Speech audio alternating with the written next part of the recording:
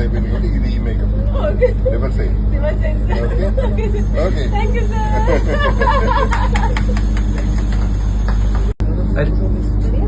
అర్థమైంది కదా.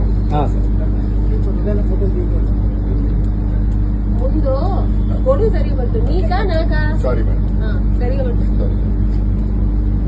టచప్ సరిగా చేయి. పొద్దులేసా మేకప్ ఎలా ఉంది చూడు.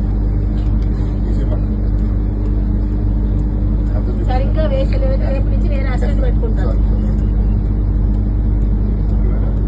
అంత చూపించు. బ్యాగ్ వేసుకోవడానికి కష్టం. ఈవినింగ్ అయితే బత్తాలు మాత్రం తీసుకుంటా రెడీగా.